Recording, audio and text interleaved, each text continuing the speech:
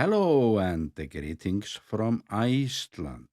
I have to start this update by saying that I feel a bit like a swan in a swimming pool when it comes to the next eruption. This is all very confusing. Like this bird found out the hard way in Reykjavik this morning. And it is now clear that Professor Þorvaldur Þórðarson was right when he told us almost 3 months ago that the next eruption might not start until Christmas. And the last time he was quoted, he was talking about January. And in general, experts seem to expect that this might be the last eruption. And we even hear that this might not even end up with an eruption. I am, however, going to be so straightforward to say that this is going all the way. The ground uplift curve would have to flatline for at least a few weeks before we can expect this to be over.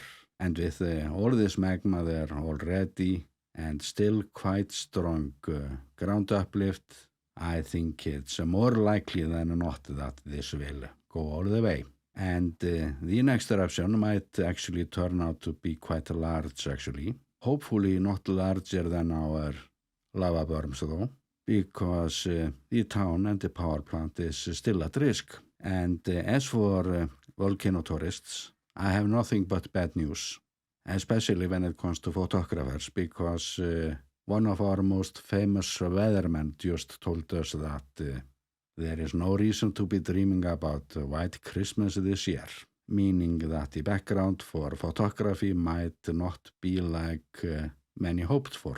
But the good news is that this weatherman is not very good at his job. So we might get White Christmas after all. And hopefully just a tourist eruption without any damage. And I say for myself that I've been very relaxed over all of this now. I thought we had a little uptick in seismic activity when I made my last update, but that faded out. So it's not as my photo gear is ready by the door all days, and I'm not losing any sleep over this. I do, however, have to say that I have never before been as well equipped as I'm now when it comes to camera gear. So my priorities will be a bit different than usually during eruptions. Usually, I make a video during the first hours while we are finding out how large the scenario is and such. But this time, instead of waiting in the north for a few hours while the eruption peaks, I will be throwing my stuff into the car as fast as possible in order to try to capture the peak of the eruption, mainly because this might be the last eruption at this location. And I would not be surprised if we are looking at some kind of closure to this story by Grindavík. So I'm already seeing myself talking to the former and current residents of Grindavík, or the story when one of Iceland's strongest fishing villages was abandoned.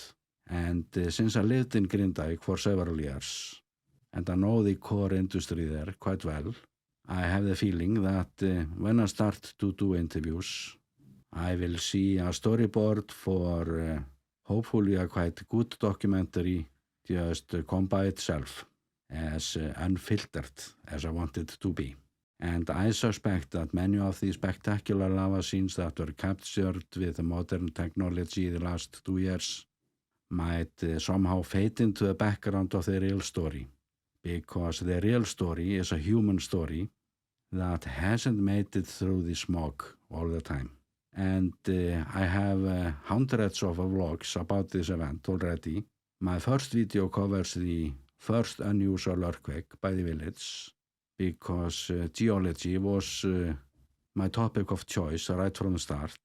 And what I didn't know back then is that I was making the first entries into a volcano vlog that would cover the most devastating and expensive natural disaster in Iceland in modern time. And it's now for the first time that I see that I might have a reason to move on with this project, to make my vlogs into a documentary, but only if we are seeing some kind of closure at least at this location by the town. And I have the feeling that this project will need several episodes to do this topic justice. And I would have to cover this topic from the beginning. The geological history of the peninsula, the build-up to the disaster, and most importantly, the untold stories of the people. The fires have been the key player so far, but when I cover this deeper, I have the feeling that the fires will mainly serve as a b-roll for the actual story of the village and the people. However, despite the fact that this story is not just about footage, I am eager to use all my camera resources to the fullest during the next eruption and get as strong footage as I can and actually do a few tricks that I didn't do before. So I want to focus on the scenes that will be a good addition to my portfolio. So if the eruption starts soon, do not expect me to be the first to cover it because I will be extra concentrated on photo and video quality this time. And as for my concentration lately, I meant to upload more in December, but the first week was actually good for filming winter scenes, or in many cases scenes that I needed for my portfolio. I have, however, been working on scripts, and I have an episode in my town series ready soon. I was hoping to make 2 such episodes in December, and it's still possible. And you can actually see some of my recent activities on my Pond5 and Shutterstock accounts. I actually left the stock footage market for a while. AI footage has been messing things up big time, but AI is also ruining the viewing experience for many. So I have the feeling that the demand for real footage will kick back. And I want to remind you about the links in all my video descriptions leading to my stock footage portfolios. You won't find my best work there, but it is footage that can be suitable as b-roll for filmmakers. So I decided to put some pressure on myself now in December, try to process all footage from 2025 and upload suitable bits to stock agencies. And as for the viewers that are into video making, I have open accounts on both Pexels and Pixabay with free footage. I got to know those free sites a few years back when I was making a draft for a seminar. And after I downloaded a bunch of footage from there, I felt it as appropriate to give some of it back. And some of my footage there has been very successful. Like 365,000 units have been downloaded from my portfolio on Pexels and over 400,000 on Pixabay. So if you need a volcanic Christmas tree, this one has been downloaded over 200,000 times. So it's an excellent screensaver, but it is, however, a bit too early for me to say Merry Christmas just yet. There is more to come soon. And for those of you who don't know, I have already uploaded one Christmas video, just a little Arctic theme, and I'm hoping to find time to make a video about Icelandic Christmas food soon. So I can use it to replace older videos about the same topic. Videos that I made with my older microphone, and it's just hard to listen to them today. But then, these plans could all go up in smoke with the next eruption.